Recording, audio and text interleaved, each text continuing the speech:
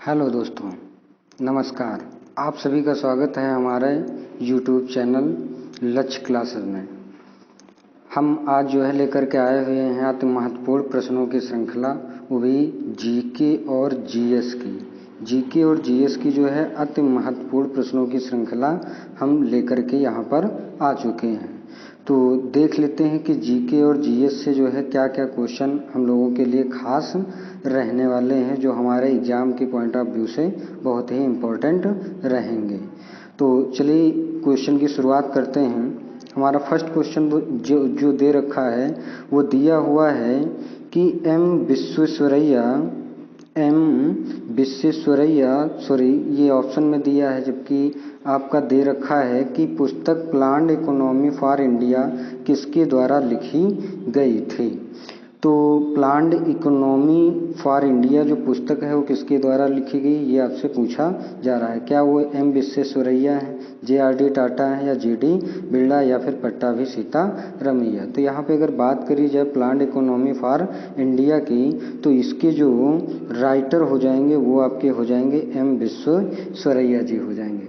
अब बात आती है एम विश्वेश्वरैया जी के बारे में, जो इनकी पुस्तक है प्लान्ड इकोनॉमी फॉर इंडिया। ये जो पुस्तक है इन्होंने 1934 में इसको क्या किया था, प्रकाशित किया था। और ये ऐसी एक पुस्तक है जो देश की इनकम को क्या करने के लिए था, डबल करने के लिए जो है ये पुस्तक लॉन्च की गई थी। और इसमें जो है 10 वर्षीय जो प्लान है वो इसमें बताया गया था। तो आपको इस क्वेश्चन से इतनी जानकारी याद रखना है कि प्लान्ड इकोनॉमी फॉर इंडिया पुस्तक किसके द्वारा लिखी गई है, एम विश्वेश्वरैया। कब, 1934। इसमें क्या किया गया था, तो देश की इनकम को डबल करने के लिए जो है 10 वर्षीय एक योजना थी। चलिए नेक्स्ट क्वेश्चन की तरफ मूव करते हैं। नेक्स्ट क्वेश्चन दे रखा है हमारा कि दी गई नदियों में से कौन यमुना की सहायक नदी है। अब यमुना की ट्रिब्यूटरी पूछा जा रहा है हमसे। क्या वो बेतवा है, चंबल है, केन है, या फिर रामगंगा। तो अगर देखा जाए यमुना की जो ट्रिब्यूटरी हैं वो आपकी बेतवा भी है, चंबल भी है, केन भी है। इसके साथ आपको एक और याद रखना है जिसका नाम है टोन्स के साथ साथ एक जो है हिंडन नदी, ये भी जो है इसकी क्या हो जाती हैं, सहायक नदी हो जाती है। किसकी, यमुना की सहायक नदी। तो इस तरीके से जो करेक्ट आंसर हो जाएगा, इसमें ये पूछा गया है कि कौन सी जो है सहायक नदी नहीं है, तो वो कौन सी हो जाएगी, आपकी रामगंगा नदी हो जाएगी। अच्छा, ये कोई ज़रूरी नहीं यही क्वेश्चन पूछा जाए, वो आपसे ये भी पूछ सकता है 4 ऑप्शन देकर के इनमें से कौन सी जो है यमुना की सहायक नदी है। तो आपको एटलीस्ट 5 ये जो है याद रखना ही है, चंबल, केन, बेतवा, टोन्स और हिंडन, जो कि क्या हो जाती हैं, यमुना की सहायक नदी हो जाती हैं। उसके बाद देखा जाए क्वेश्चन दिया है निम्नलिखित में से किसने महाभारत का फारसी में अनुवाद कराया था। तो इसका मतलब ये हमसे पूछा जा रहा है कि महाभारत जो है इसका फारसी भाषा में अनुवाद किसने कराया था। तो अगर इसकी बात करते हैं तो महाभारत का जो फारसी भाषा में अनुवाद जो कराया था वो अकबर ने कराया था। कौन हो जाएंगे कराने वाले, अकबर ने जो है फारसी भाषा में इसका अनुवाद कराया था, अर्थात अकबर के आदेश पर ये किया गया था। और किस नाम से इसको जाना जाता है, तो रज्मनामा के नाम से जो है इसको जाना जाता है जब फारसी भाषा में इसका अनुवाद हो जाता है। किसने किया था, तो एक थे अब्दुल कादिर बदायूनी और दूसरा नाम आपको याद रखना है फैजी। इन दोनों लोगों ने क्या किया था, इनको जो है महाभारत का फारसी में अनुवाद के लिए जाना जाता है। किस नाम से, रज्मनामा के नाम से। तो इतनी जानकारी आपको इस प्रश्न से रखना है। चलिए देखते हैं नेक्स्ट क्वेश्चन क्या है। नेक्स्ट क्वेश्चन दे रखा है कौन सा रिट का प्रकार नहीं है। आपसे रिट का प्रकार पूछा जा रहा है। आपको पता है जो है अगर क्या होता है किसी भी भारतीय नागरिक के मौलिक अधिकारों का हनन होता है तो वो 5 प्रकार की रिट जो है सुप्रीम कोर्ट या फिर हाई कोर्ट में दायर कर सकता है। उसके लिए कौन कौन सी रिट हैं, 5 प्रकार की रिट हैं। और वो 5 प्रकार की रिट कौन सी हैं, एक हो जाता है परमादेश, एक हो जाता है बंदी प्रत्यक्षीकरण, एक हो जाता है अधिकार परीक्षा और एक हो जाता है प्रतिषेध। एक क्या हो जाता है? प्रतिषेध हो जाता है। बंदी प्रत्यक्षीकरण, परमादेश, अधिकार परीक्षा, प्रतिषेध और एक हो जाता है उत्प्रेषण। ये जो है आपकी 5 तरीके की क्या होती हैं? रिट होती हैं। अगर बात करते हैं इसमें, अगर आप सुप्रीम कोर्ट में जो है ये करने वाले हो तो इसके लिए आर्टिकल नंबर है 32। इसके जरिए आप सुप्रीम कोर्ट में जो है रिट जारी कर सकते हो। अगर हाई कोर्ट की बात करें तो 226 जो आर्टिकल है इसके तहत आप जो है हाई कोर्ट में जारी कर सकते हो। तो इतनी जानकारी आपको याद रखना। किस लिए जारी करना होता है ये भी हमने बता दिया। अगर आपके मौलिक अधिकारों का हनन हो रहा हो तो ही आप ऐसा कर सकते हो। नेक्स्ट क्वेश्चन देखते हैं क्या दिया है। नेक्स्ट क्वेश्चन दे रखा है कि कौन सा राज्य पश्चिम बंगाल के साथ अपनी सीमा साझा नहीं करता है। तो बात आई है पश्चिम बंगाल। पश्चिम बंगाल की राजधानी क्या हो जाएगी? तो आप जानते ही होंगे, उसको क्या बोलेंगे? कोलकाता कह देंगे। ठीक है, ये जो है आपका क्या हो जाएगा? कोलकाता हो जाएगा। तो इसमें क्वेश्चन आपका दे रखा है कि कौन सा राज्य पश्चिम बंगाल के साथ अपनी सीमा साझा नहीं करता है। तो यहाँ पे अगर देखें तो आपका ऑप्शन दे रखा है मेघालय, असम, झारखंड और सिक्किम। तो इसमें अगर हम बात करते हैं, ये जो पश्चिम बंगाल के राइट साइड में जब जाओगे आप तो ये जो है उत्तर जो है पूर्वी राज्य बोले जाते हैं, जिनको आप 7 सिस्टर के नाम से भी जानते हो। ये आपके 7 सिस्टर के नाम से 7 जो है राज्य जाने जाते हैं, जिनमें जो आपका त्रिपुरा है वो जो है बांग्लादेश से तीनों तरफ से घिरा हुआ है। लेकिन क्वेश्चन हमसे ये पूछा जा रहा था कि कौन सा राज्य पश्चिम बंगाल के साथ अपनी सीमा साझा नहीं करता है। तो वो आपका असम सीमा को साझा करता है, झारखंड भी करता है, सिक्किम भी करता है। लेकिन इसका राइट आंसर कौन सा हो जाएगा? मेघालय इसका करेक्ट आंसर हो जाएगा। चलिए नेक्स्ट क्वेश्चन की तरफ मूव करते हैं और देखते हैं कि उससे क्या इंपॉर्टेंट क्वेश्चन बनने वाले हैं।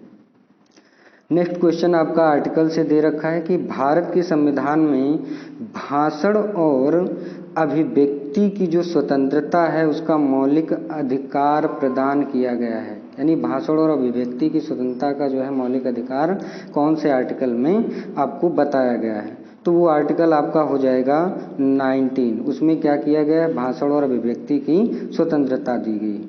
अगर बात करते हैं आर्टिकल नंबर 21 की, तो आर्टिकल नंबर 21 में जो है आपका प्राण एवं दैहिक की स्वतंत्रता बताई गई है।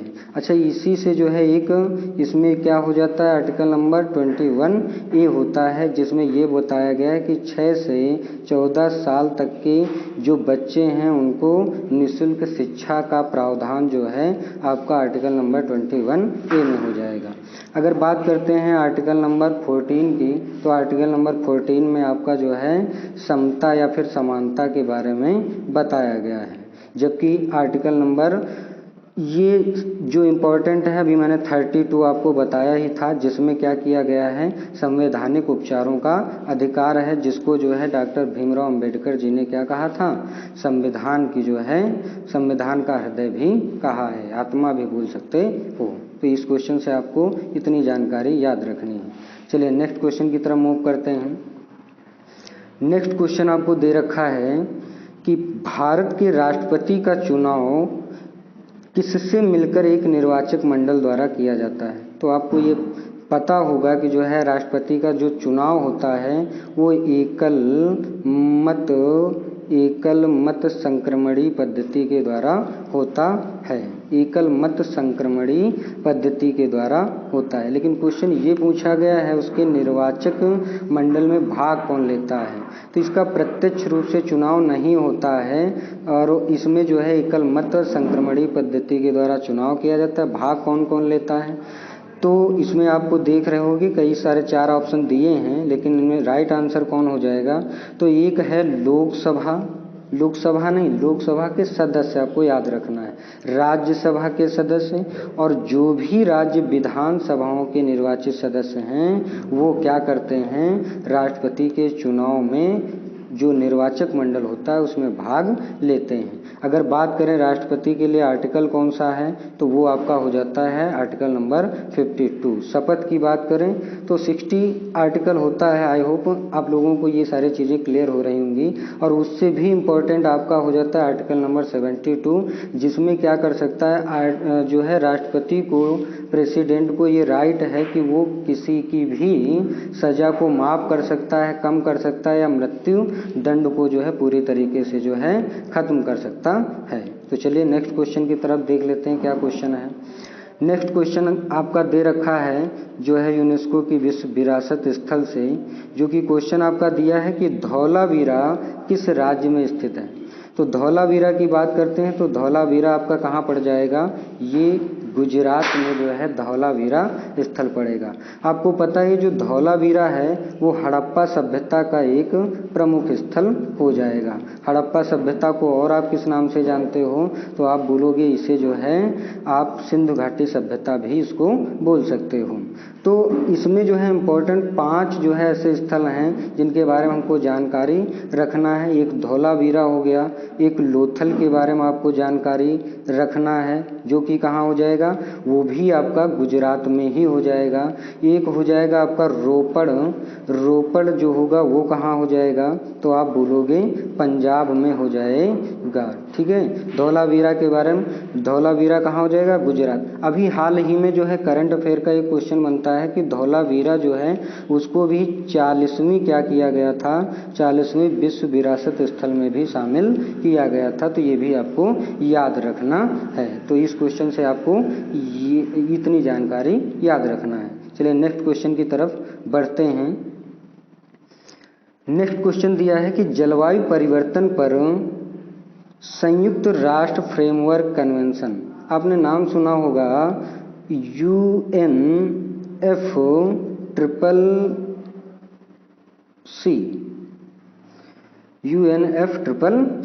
UNFCCC का फुल फॉर्म क्या हो जाएगा, यूनाइटेड नेशन फ्रेमवर्क क्लाइमेट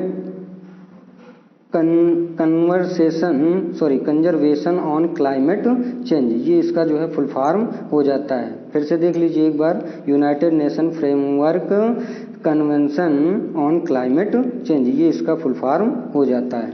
आपसे क्वेश्चन पूछा जा रहा है कि संयुक्त राष्ट्र फ्रेमवर्क कन्वेंशन जो है किससे संबंधित है, क्या वो जीवाश्म ईंधन के उपयोग में कमी से संबंधित है, या CO2 के उत्सर्जन से संबंधित है, या फिर ग्रीन हाउस गैसों के उत्सर्जन में कमी से संबंधित है। तो इसका राइट आंसर आपका हो जाएगा ग्रीन हाउस गैसों के उत्सर्जन में कमी आना।